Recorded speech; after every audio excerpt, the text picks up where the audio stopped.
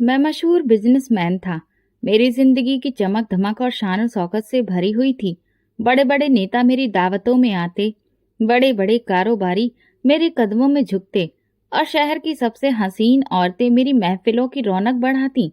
मेरे बारे में मशहूर था कि जिस पर मेरी नजर ठहर जाए, वो चाहे या न चाहे, आखिरकार मेरी जिंदगी का हिस्सा बनकर ही रहती है। मेरे लिए मोहब्बत कभी चैलेंज नहीं रही थी, वो बस एक खेल थी, एक शौक, सिर्फ वक्त गुजारने की चीज। मगर फिर वो दिन आया जिसने मेरी पूरी दुनिया बदल दी। पहली बार जब मेरी नजर एक आम सी लड़की पर पड़ी, तो मुझे लगा जैसे शहर के शोरगुल में कोई खामोश उजाला उतर आया हो। वो सब्जी वाले की बेटी थी। उसके पास न महंगे जेवर थे, न ब्रांडेड कपड़े, न मेकअप की चमक धमक। उसके कपड़े सादे थे, चाल में अजीब सा शर्मीलापन और आंखों में एक ऐसी मासूम चमक जो मैंने आज तक किसी भी बड़ी से बड़ी महफिल में भी नहीं देखी थी। उस दिन वो अपने बाप के साथ सब्जी की टोकरियां उठाए बाजार में खड़ी थी। धूप में उसका माथा पसीने से भीग रहा था, मगर फिर भी उसके चेहरे की चमक कम नहीं हुई थी। मैंने अपनी गाड़ी रुकवाई। ड्राइवर ने मेरी तरफ हैरत से देखा। मैंने मुस्कुराकर कहा, देखा कितनी अलग है। ड्राइवर ने कहा, साहब ये तो एक आम सी लड़की है, आपकी दुनिया से इसका क्या लेना देना। मैंने हंसते हुए जवाब दिया, यही तो इसकी खासियत है, ये आम है और इसी सादगी में जादू है। उसी लम्हे मेरे दिल ने फैसला कर लिया कि ये लड़की मेरी होगी, चाहे वो माने या ना माने। अगले दिन मैं जानबूझकर उसके करीब गया। वो अपने बाप के साथ ठेले पर बैठी थी। मैंने एक थैला उठाया और पूछा, ये सब्जी कितने की है? उसने सीधी सादी आवाज में कहा, जितनी कीमत लिखी है उतनी ही है। मैंने हंसते हुए कहा, अगर मैं दोगुना दाम दूं तो क्या ये सब्जी खास हो जाएगी?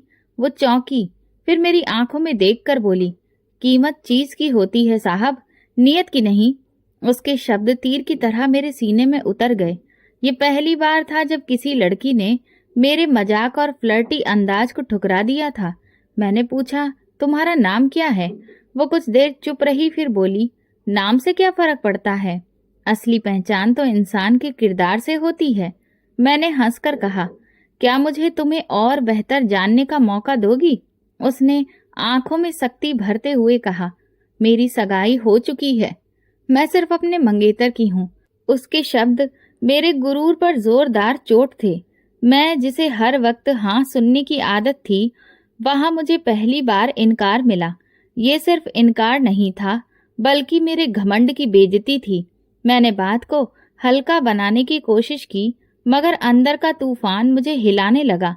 मैंने मन ही मन कहा, तुम जानती नहीं कि मैं कौन हूँ। तुम्हारे ये शब्द मेरे लिए चुनौती हैं। तुम जितना इनकार करोगी, मेरा जुनून उतना बढ़ेगा।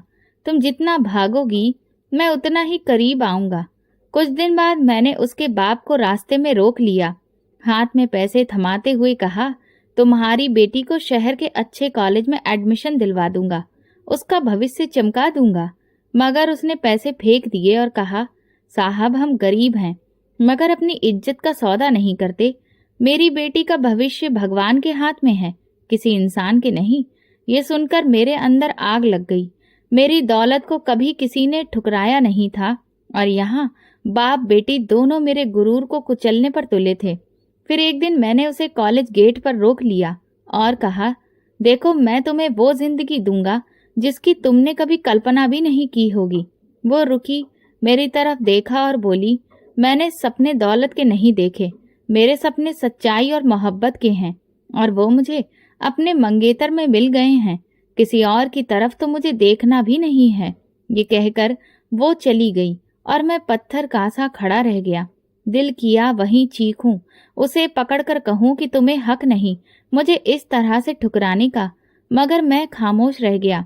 मेरी खामोशी के पीछे तूफान छुप गया था। मैंने अपने दिल में एक फैसला किया, अब ये मामला सिर्फ मोहब्बत का नहीं रहा, ये मेरे गुरूर की जंग बन चुका था। रात गए, मैं अपने महल जैसे घर के बड़े कमरे में बैठा था। आईने में अपना चेहरा देख रहा था। मैंने आईने के सामने कहा, कभी किसी ने मुझे मना नहीं किया, कभी किसी ने ये हिम्मत नहीं की कि मेरे सामने खड़ा हो, और आज एक सब्जी वाले की बेटी ने मुझे ठुकरा दिया। ये कैसे हो सकता है? नहीं, ये नहीं हो सकता। मैंने सिगरेट सुलगाई और धुआं छोड़ते हुए कहा, तुम्हें लगता है तुम बच जाओगी? नहीं, तुम्हें मेरे कदमों में आना ही होगा। ये मेरी जिद है, ये मेरा घमंड है। तुम चाहे जितनी अच्छी हो, जितनी सीधी सादी हो, इन सब का कोई मतलब नहीं। तुम्हें मेरा होना ही होगा।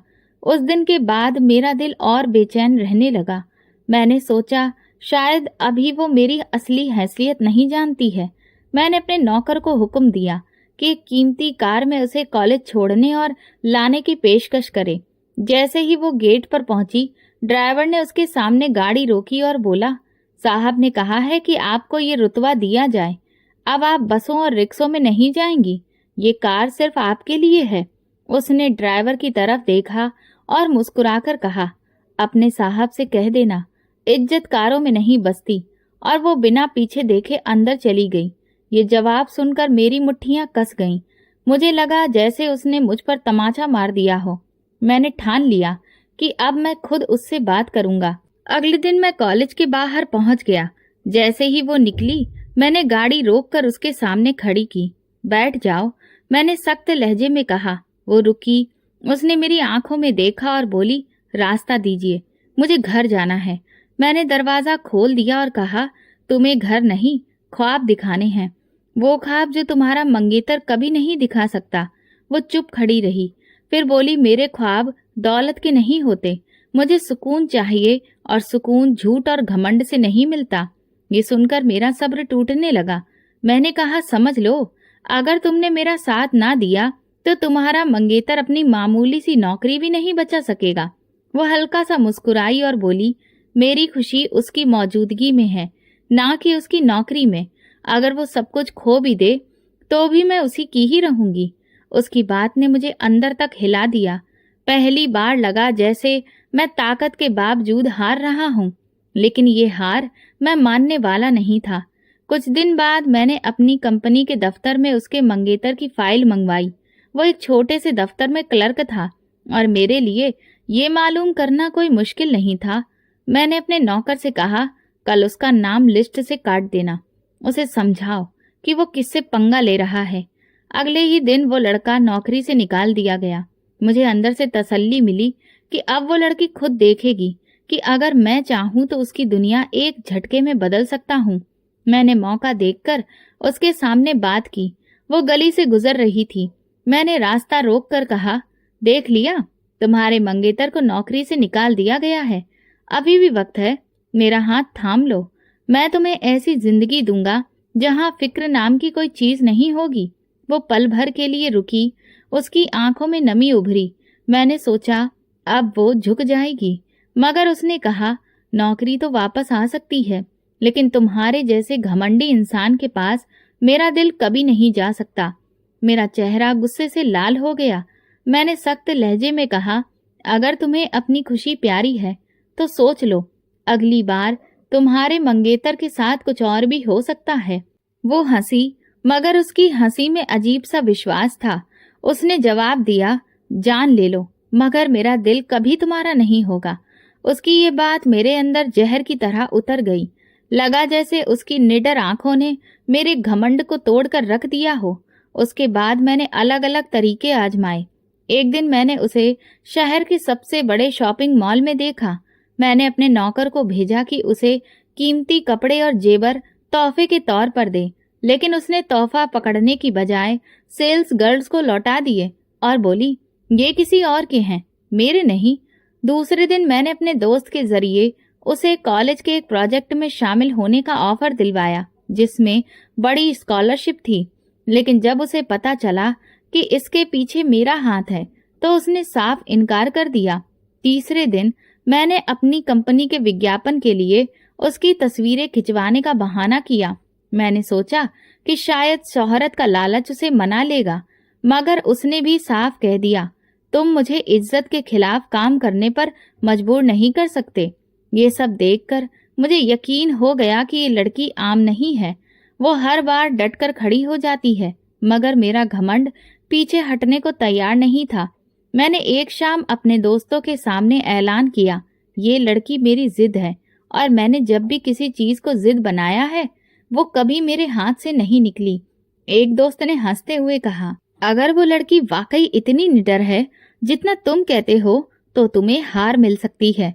मैंने मेज पर मुक्का मार कर कहा, मेरी हार मुमकिन नहीं। ये लड़की चाहे दुनिया के सामने कहे कि वो मेरे करीब नहीं आना चाहती, एक दिन वो सबके सामने मेरा नाम लेने पर मजबूर होगी। ये कहकर मैंने सिगरेट का कश लिया और बाहर झांका। उसकी तस्वीर फिर आंखों के सामने आ गई। वो सादे कपड़ों में हंसते हुए अपने मंगेतर के साथ चल रही थी। ये मंजर मुझे अंदर से जख्मी कर गया। उस दिन के बाद मेरी दुनिया का मकसद सिर्फ वही लड़की बन गई। मैंने ठान लिया कि अब उसे चैन से नहीं रहने दूंगा। उसके कॉलेज की गलियों में मेरे आदमी हमेशा मौजूद रहते। जब भी वो क्लास से निकलती, किसी न किसी कोने में मेरी नजर उस पर टिकी होती। मैं अक्सर खुद भी गाड़ी में आकर खड़ा हो जाता और दरवाजे के पास उसे देखता।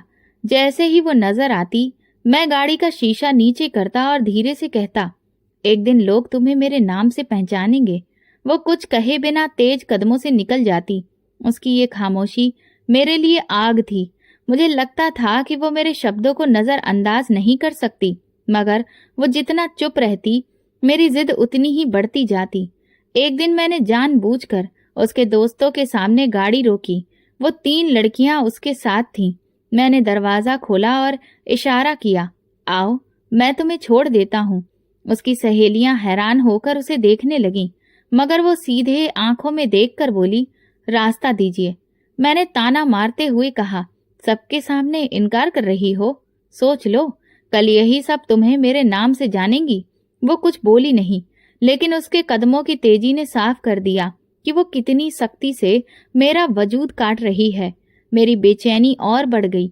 मैंने उसके मंगेतर पर फिर वार करने का फैसला किया। एक शाम मैंने अपने आदमियों को हुक्म दिया कि उसे मोहल्ले में बदनाम करने की कोशिश करें। मेरे लोग वहां गए और शोर मचाया कि वो लड़की मुझसे रिश्ता रखे हुए है। गली में बातें शुरू हो गईं, लेकिन वो लड़की अपने दरवाजे पर खड़ी होकर बोली, ये सब झूठ है। मेरा नाम सिर्फ एक इंसान से जुड़ सकता है और वो मेरा मंगेतर है। उसकी आवाज इतनी मजबूत थी कि लोग चुप हो गए। मेरे आदमी लौटे और कहने लगे, साहब, ये लड़की तो डरने वाली नहीं है। मैंने गुस्से से कहा, डरना पड़ेगा इसे, वरना मैं इसका जीना हराम कर दूंगा। मैंने अगला वार उसके कॉलेज की इज्जत पर किया। उसके प्रोजेक्ट के बारे में झूठी अफवाहें फैला दी। क्लास के बीच ये बात फैलाई गई कि वो अपनी कामयाबी के लिए मेरा सहारा लेती है। एक दिन कॉलेज के प्रिंसिपल ने उसे बुलाकर कहा, बेटा, तुम्हारे बारे में कुछ ऐसी बातें सुनने को मिल रही हैं जो कॉलेज की इज्जत के खिलाफ हैं।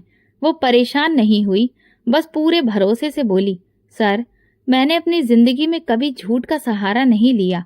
अगर कोई मुझ पर इल्जाम लगा रहा है तो उसका जवाब वक्त खुद देगा। प्रिंसिपल मेरी ताकत को जानते हुए मामला दबा गया, मगर उसके भरोसे ने मुझे फिर से जला दिया। मैंने अपनी जिद को और बढ़ाने के लिए एक और रास्ता निकाला। एक दिन उसके मंगेतर को सड़क पर मेरे आदमियों ने घेर लिया। मैंने उस लड़के की आंखों में देखकर कहा, छोड़ दो उसे, वरना तुम्हारी जिंदगी नरक बना दूंगा। तुम एक मामूली इंसान हो और वो मेरे जैसा चाहने वाला पा सकती है। वो लड़का हिम्मत करके बोला, प्यार ताकत से नहीं छीना जा सकता। वो मेरी है और हमेशा मेरी ही रहेगी। मैंने अपने आदमियों को इशारा किया। उन्होंने उसे धक्का दिया और वो जमीन पर गिर गया। मैंने कहा, ये तो बस शुरुआत है। अगर वो लड़की मेरे पास नहीं आई तो सोच लेना तुम्हारा क्या हाल होगा। कुछ दिन बाद मैंने उस लड़की को रास्ते में रोका। वो किताबों का बैग लेकर चल रही थी। मैंने कहा, तुम देख रही हो ना कि मैं तुम्हारे लिए क्या कुछ कर सकता हूँ। तुम्हारे मंगेतर के पास अब कुछ नहीं रहा। एक दिन वो तुम्हें छोड़ देगा। अभी भी वक्त है, हाँ कर दो। उसने मेरी तरफ सख्त नजरों से देखकर कहा, तुम मेरी जिंदगी बर्बाद करने की कोशिश कर सकते हो, मगर मेरा दिल कभी तुम्हारा नहीं होगा। मेरा यकीन मेरे साथ है। तुम्हारा झूठ मेरे सच को मिटा नहीं सकता। ये लफ्ज मेरे अंदर गूंजते रहे। मैंने सोचा कि ये लड़की वाकई पत्थर की तरह है, मगर फिर भी मेरा घमंड मानने को तैयार न था। मैंने उसके आसपास का माहौल डरावना बना दिया। जहां भी वो जाती मेरे आदमी पीछे लगे रहते। वो बाजार में कदम रखती तो लोग कानाफूसी करने लगते। उसके घर के दरवाजे पर रात गए कोई पत्थर फेंक जाता और उस पर चिट्ठी छोड़ देता। सोच लो, तुम्हारे घर वालों के साथ भी कुछ हो सकता है। एक दिन वो कॉलेज से घर जा रही थी। मैंने गाड़ी रोकी और कहा, अभी भी वक्त है, एक हाँ कह दो तो सब खत्म हो जाएगा। वो ठहर गई, मेरी आंखों में देखकर बोली, अगर मैंने हाँ कह दी तो मेरा ज़मीर मर जाएगा और मैं अपनी आत्मा को कभी बेच नहीं सकती। मैंने बेबसी को गुस्से में बदल कर कहा, तो फिर ये जंग है और इस जंग में या तो तुम हारोगी या मैं। वो आहिस्ता से बोली, सच कभी नहीं हारता। ये शब्द मेरे लिए जहर की तरह थे। मैं जानता था कि वो मेरे आगे नहीं झुकेगी, मगर मैं भी अपनी जिद छोड़ने वाला नहीं था। रात को मैं अपने दफ्तर में बैठा, मेज पर हाथ मारते हुए अपने दोस्त से बोला, अब मुझे ऐसा वार करना है जिससे दुनिया यकीन करे कि वो लड़की मेरी है। अगर वो दिल से नहीं मानेगी तो दुनिया के झूठ से यकीन दिलाकर मैं उसे अपने कदमों में झुकाऊंगा। दोस्त ने कहा, सोच लो, ये खेल खतरनाक हो सकता है। मैंने सिगरेट जलाते हुए कहा, मैं खतरे से डरने वाला नहीं हूँ। अब ये सिर्फ मोहब्बत नहीं, मेरे वजूद की लड़ाई है। और यूं मैंने तय कर लिया कि अगला कदम उसकी दुनिया हिला देगा। वक्त तेजी से गुजरता गया। मुझे खबर मिली कि उसकी शादी की तारीख पक्की हो गई है। उसके घर के सब लोग खुशियों में डूबे थे। ये सुनकर मेरे दिल में अजीब सी बेचैनी पैदा हुई। ये वो पल था जब मेरा घमंड चीखने लगा। मैं अपने कमरे में टहलते हुए बोला, ये शादी नहीं हो सकती। ये लड़की किसी और के नाम से नहीं जानी जा सकती। मैंने तुरंत अपने वकील को बुलाया। वकील हैरान होकर बोला, साहब, आप चाहते हैं कि मैं झूठा शादी का कागज तैयार कर दूं? मैंने कुर्सी पर बैठते हुए जवाब दिया, हाँ, ऐसा कागज जो दुनिया को यकीन दिलाए कि वो लड़की पहले ही मेरी बीवी है। वकील कुछ देर सोचता रहा, फिर सर झुकाकर बोला, ये काम आसान नहीं है, मगर आपके लिए नामुमकिन भी नहीं। मैंने कहा, उन लोगों के मुंह में पैसे ठूस देना। इस दुनिया में कोई भी इंसान नहीं जिसे दौलत ना खरीद सके। अगले दिन मेरे सामने शादी का एक जाली कागज रखा गया जिस पर मेरा उस लड़की का नाम लिखा था। मैंने उस कागज को हाथ में लेकर कहा, अब ये कागज उसकी जिंदगी को बदल कर रख देगा। मैंने झूठे गवाहों से मुलाकात की। वो सब मेरे सामने खड़े थे। उनके चेहरों पर लालच साफ दिख रहा था। मैंने उन्हें कहा, कल तुम्हें सबके सामने यही बोलना है कि तुमने मेरी और उस लड़की की शादी अपनी आंखों से देखी है। अगर जरा भी जुबान लड़खड़ाई तो जिंदगी बर्बाद कर दूंगा। उन्होंने फौरन कहा, साहब फिक्र मत करो, हम वही बोलेंगे जो आप चाहोगे। शादी से एक दिन पहले मोहल्ले का बड़ा हॉल रोशनी से जगमगा रहा था। लोग रंग बिरंगे कपड़ों में सजे थे। हर तरफ हंसी खुशी थी। मैंने अपने आदमियों को इशारा किया और खुद स्टेज पर चढ़ गया। सब दंग रह गए। मैंने ऊंची आवाज में कहा, ये शादी नहीं हो सकती। ये लड़की मेरी पत्नी है। मेरी शादी इससे पहले ही हो चुकी है। पूरे हॉल में सन्नाटा छा गया। सबकी निगाहें मुझ पर टिक गईं। दुल्हन का चेहरा पीला पड़ गया। वो फूट फूट कर रो पड़ी और चीखते हुए बोली, ये झूठ है, ये सब धोखा है। मैंने जेब से शादी का कागज निकाला और सबके सामने लहरा दिया। गवाहों को बुलाया और कहा, ये लोग मेरी शादी वाले दिन के हैं, मेरी शादी के गवाह हैं। इन्होंने अपनी आंखों से सब देखा है। एक एक करके गवाह सामने आए और बोले, हाँ, हमने शादी होते हुए देखी है। ये कागज बिल्कुल सही है।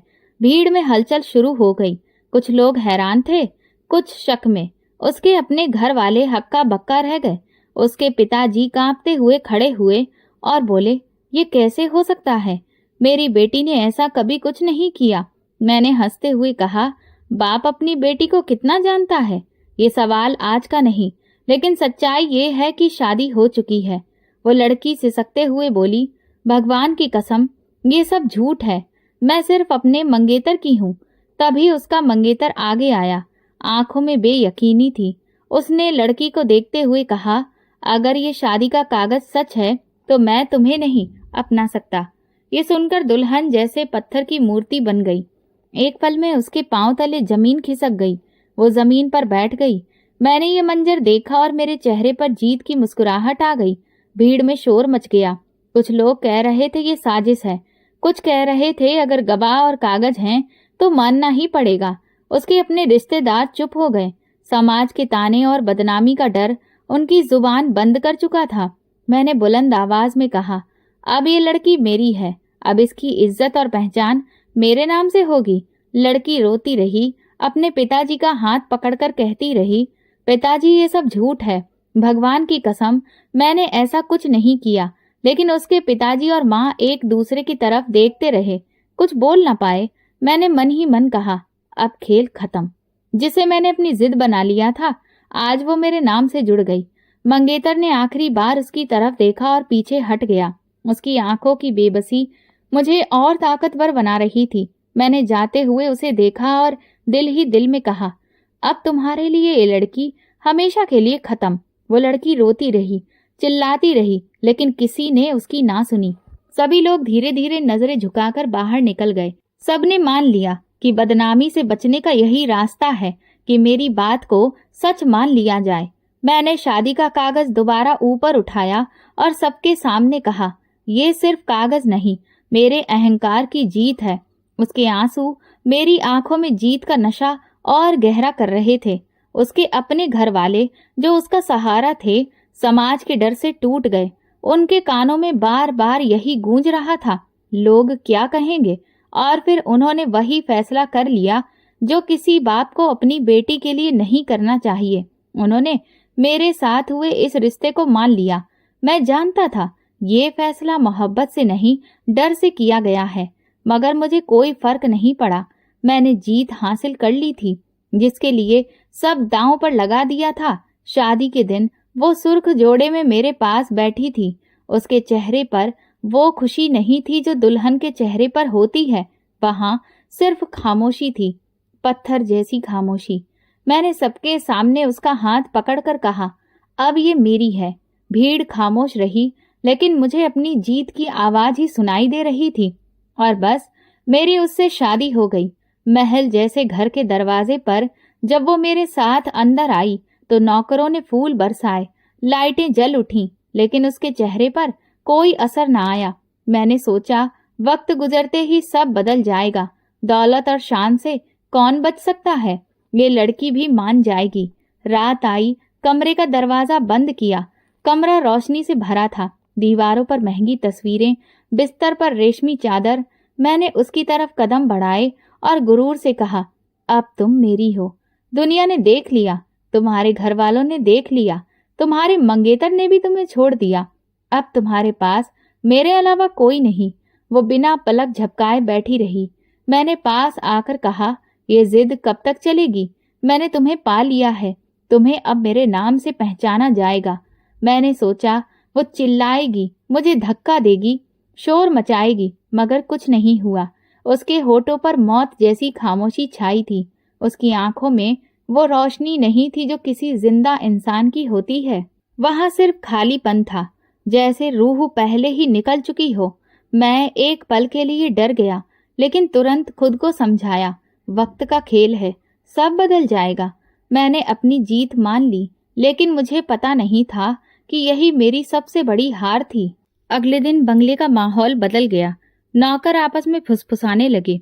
दीदी जो खाना बनाने वाली औरत थी, बोली, साहब की नई पत्नी तो बिल्कुल चुप रहती है, किसी से बात ही नहीं करती, ना हंसती है ना रोती है।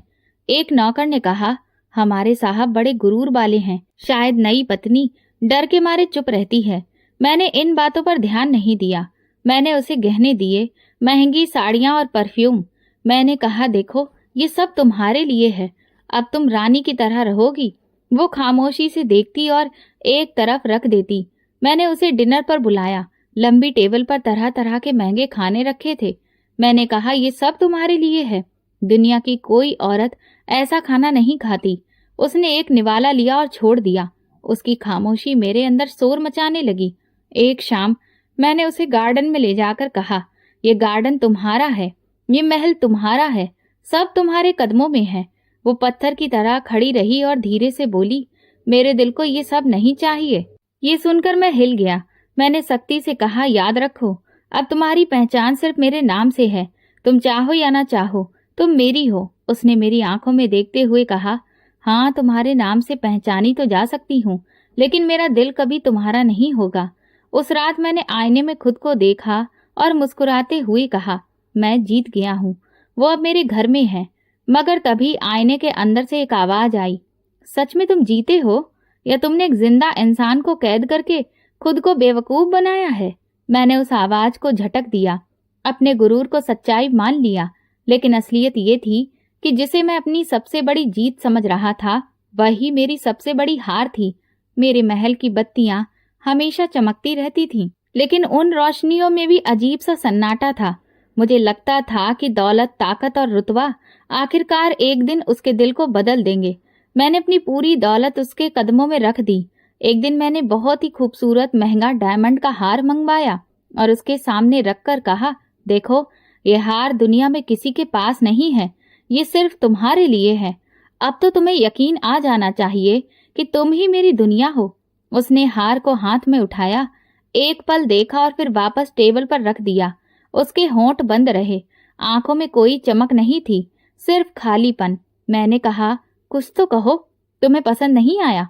वो धीरे से बोली, जेवर पहनने के लिए दिल चाहिए और मेरा दिल तो कहीं और ही रह गया है। ये शब्द मेरे गुरूर को अंदर तक चीर गए, मगर मैंने हंसकर छुपा लिया और कहा, वक्त के साथ सब बदल जाएगा। मैंने उसके लिए खास डिनर का इंतजाम किया। बड़े हॉल में म्यूजिक बज रहा था, टेबल पर दुनिया के सबसे अच्छे खाने रखे थे। मैंने कहा, ये सब तुम्हारे लिए है, तुम अब मेरी रानी हो। वो खामोशी से कुर्सी पर बैठ गई। मैंने उसके सामने निवाला रखा, लेकिन उसने बस एक नजर डाली और प्लेट साइड में कर दी। मैंने पूछा, भूख नहीं है? वो धीरे से बोली, भूख तो दिल के सुकून से जुड़ी होती है, जब दिल ही खाली हो तो खाने का क्या फायदा? मेरी मुस्कुराहट थम गई। नौकर दरवाजे पर खड़े सब देख रहे थे। मैंने इशारे से सबको बाहर भेज दिया। दरवाजा बंद होते ही मैं उसके पास झुककर बोला, ये सब कब तक चलेगा? मैं तुम्हें अपनी दुनिया बना चुका हूँ, अब तुम्हारे पास भागने का कोई रास्ता नहीं। वो खाली आंखों से बोली, कैद खाना चाहे महल का हो या जेल का, कैद खाना ही रहता है। उसकी ये बात मेरे सीने पर बोझ बन गई। मैंने सिगरेट जलाई और कमरे में टहलने लगा। एक पल को लगा कि शायद मैंने गलती की है, मगर अगले ही पल गुरूर ने मुझे झुकने नहीं दिया। खुद से कहा, नहीं, ये मेरा फैसला है और सही है, एक दिन ये भी झुक जाएगी। मैंने एक और तरीका अपनाया। मैंने उसे शहर के सबसे बड़े फैशन शो में ले जाना चाहा। मैंने कहा, वहां सब तुम्हें देखेंगे, तुम्हें मेरे साथ देखकर सब जलेंगे। वो सख्त लहजे में बोली, मैं तमाशा नहीं बनना चाहती, मुझे दिखावे की जिंदगी पसंद नहीं। मैंने कहा, तुम मेरी बीवी हो, तुम्हारा फर्ज है कि मेरी इज्जत बढ़ाओ। वो बोली, इज्जत दिखावे से नहीं, किरदार से बढ़ती है। उसके ये शब्द मेरे लिए एक और जख्म थे। मैंने गुस्से में डांटने की कोशिश की, लेकिन वो खामोशी से अपने कमरे में चली गई। कुछ दिन के बाद मैंने सोचा, शायद पूजा पाठ के जरिए उसका मन बदल जाए। मैंने घर में उसके लिए एक छोटा सा मंदिर बनवाया और कहा, ये जगह तुम्हारे लिए है, यहाँ आकर प्रार्थना करो, शायद तुम्हारा दिल सुकून पाए। वो वहां जरूर जाती थी, लेकिन बस चुपचाप बैठी रहती। नौकर ने मुझे बताया, मेम साहब घंटों पूजा पर बैठती हैं, मगर उनके होठों से एक शब्द नहीं निकलता। उसकी ये खामोशी मुझे अंदर से तोड़ रही थी।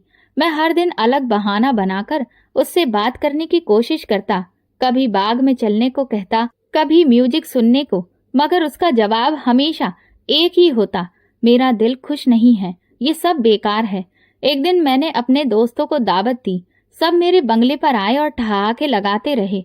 मैंने चाहा वो उसे देखे ताकि सबको लगे कि मैं कामयाब हूँ। मैंने नौकर से कहा, मेम साहब को बुलाओ। वो आई, लेकिन चेहरे पर कोई एक्सप्रेशन नहीं था।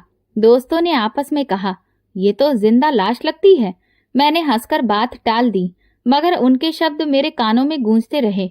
रात को मैंने उससे कहा, जानती हो लोग तुम्हें क्या कहते हैं? जिंदा लाश। क्या तुम्हें अच्छा लगता है?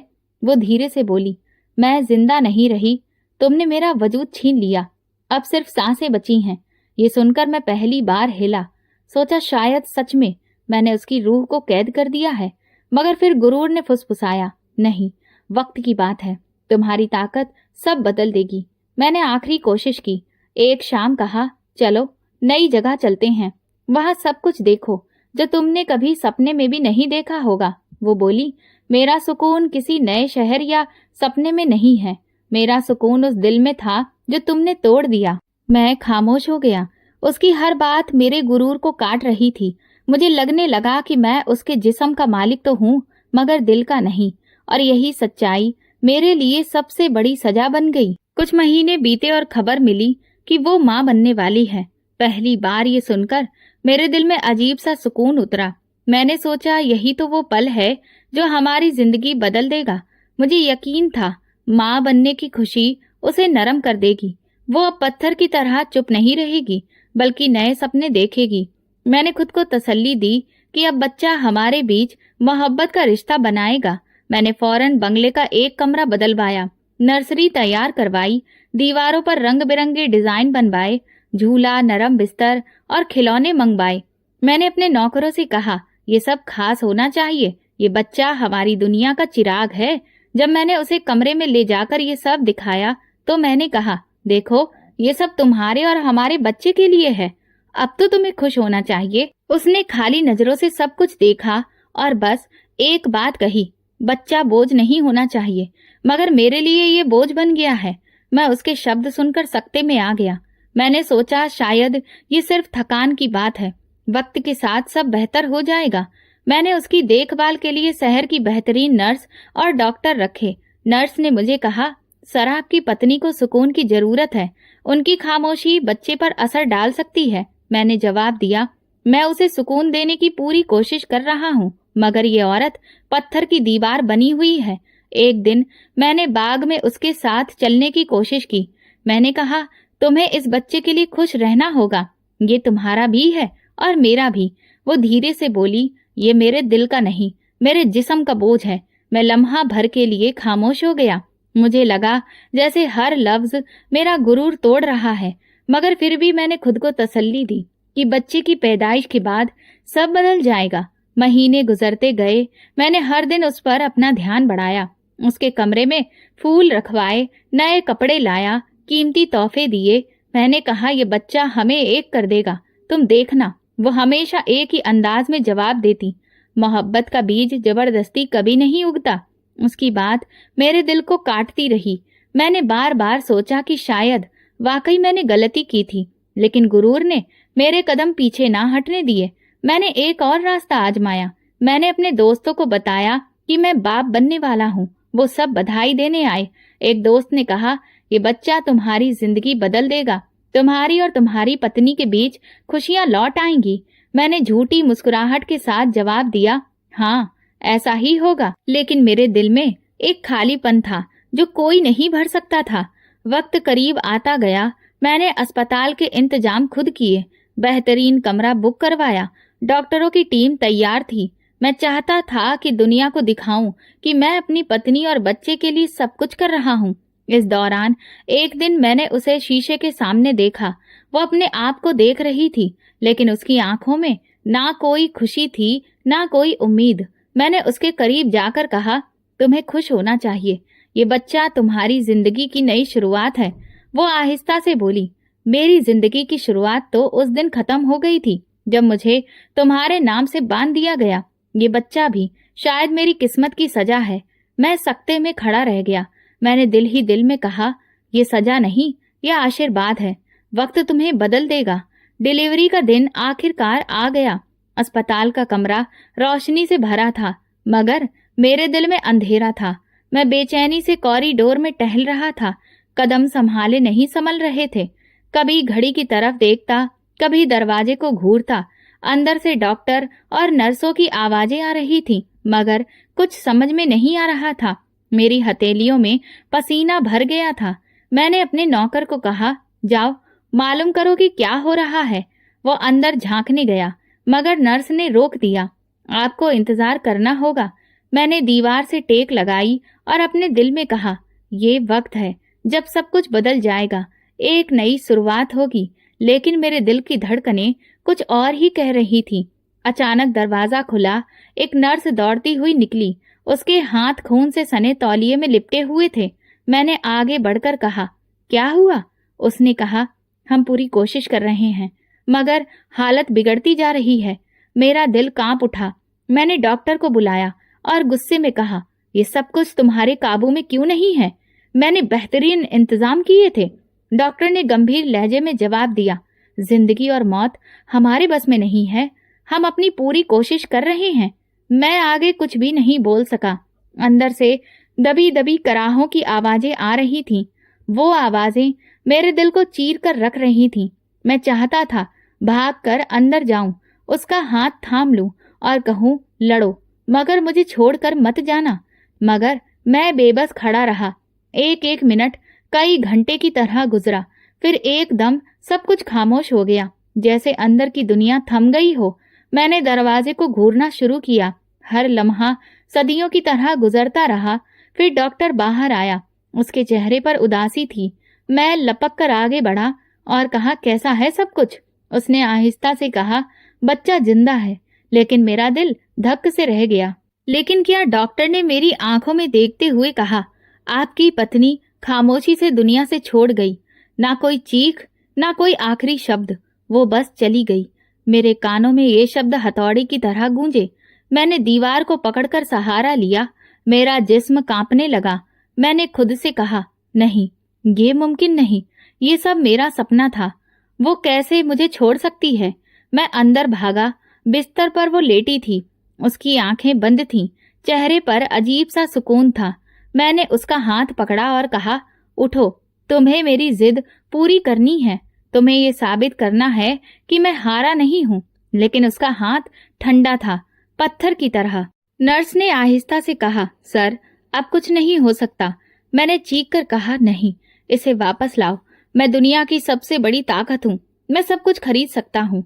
इसे वापस लाओ। डॉक्टर ने धीरे से सिर झुका लिया और बोला, हम मजबूर हैं। मैं वहीं जमीन पर बैठ गया।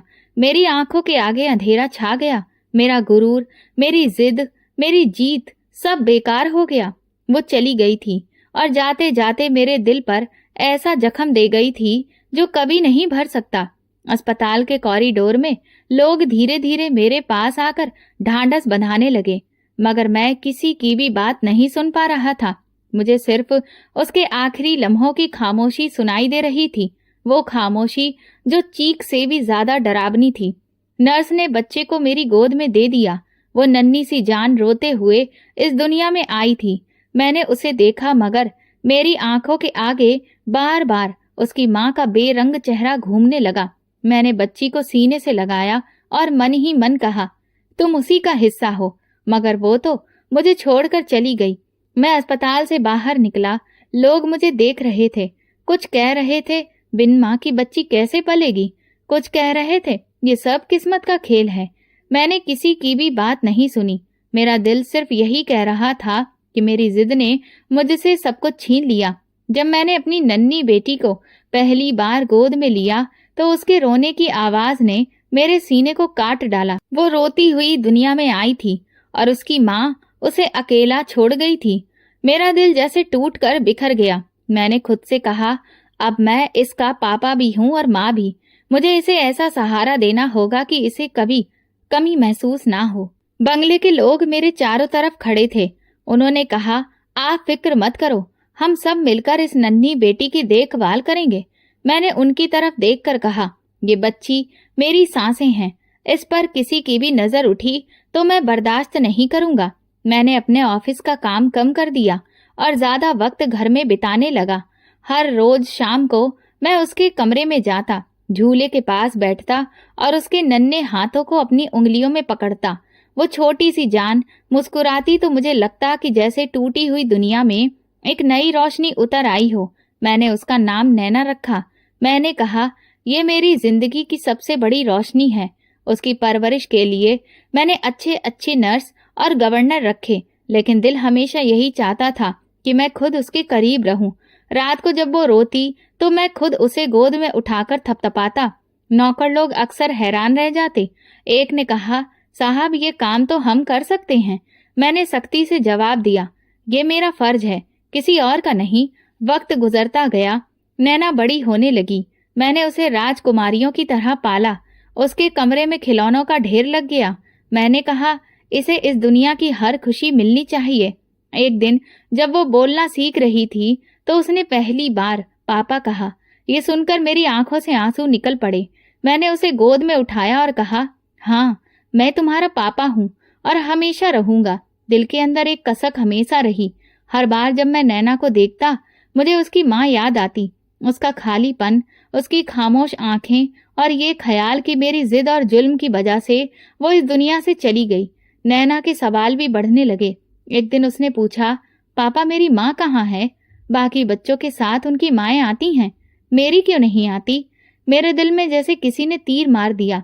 मैंने पल भर सोचा और कहा, तुम्हारी माँ तुम्हारे लिए दुआ बनकर आसमान में रहती है, वो हर वक्त तुम्हें देख रही है। नैना ने मासूमियत से पूछा, क्या वो मुझे देखकर खुश होती हैं? मैंने आंसू पोंछते हुए कहा, हाँ, वो तुम्हें देखकर खुश होती हैं। मगर मेरा दिल चीख रहा था, नहीं, वो खुश नहीं हो सकती। मैंने उनसे सब कुछ छीन लिया। मैंने नैना का एडमिशन एक बहुत अच्छे स्कूल में करवाया। मैं चाहता था कि वो आम बच्चों की तरह रहे, मगर साथ ही उसे वो सब कुछ मिले जो मैंने अपनी जिद में खो दिया था। स्कूल के पहले दिन मैं खुद उसे छोड़ने गया। मैंने कहा, डरो नहीं, तुम्हारे पापा तुम्हारे साथ हैं। वो मुस्कुराकर बोली, पापा आप भी साथ चलो। मैंने उसे गले लगाया और कहा, मैं बाहर हूँ, हमेशा तुम्हारे करीब।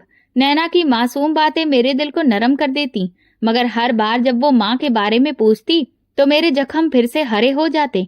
एक दिन उसने कहा, पापा सब कहते हैं कि मेरी माँ बहुत अच्छी थी, क्या आप उन्हें याद करते हो? मैंने धीरे से कहा, हाँ, हर पल याद करता हूँ।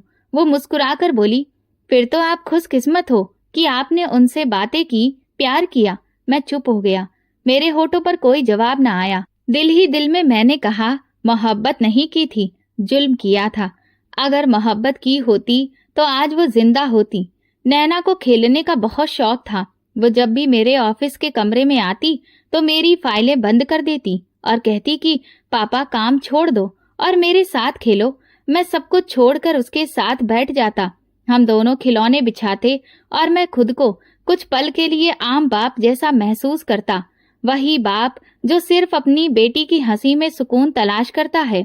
आज जब मैं अपनी बेटी नैना को देखता हूँ तो मेरे दिल में अजीब सा दर्द उठता है। वो खेलती है, हंसती है, मेरे कंधे पर चढ़कर ठहाके लगाती है, मगर हर ठहाके में मुझे उसकी माँ की कमी सुनाई देती है। मैंने अपने घर के आंगन को उसके खेलने के लिए खिलौनों से भर दिया है, मगर जब वो कहती है, पापा देखो मैं कितनी खुश हूँ, तो मेरे दिल से आवाज आती है, अगर तुम्हारी माँ जिंदा होती तो ये खुशी पूरी होती।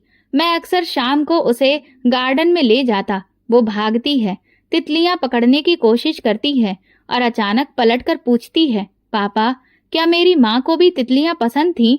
मैं सहम सा जाता, होंठ कांपने लगते हैं। धीरे से कहता, हाँ, वो भी तितलियों को पसंद करती थी।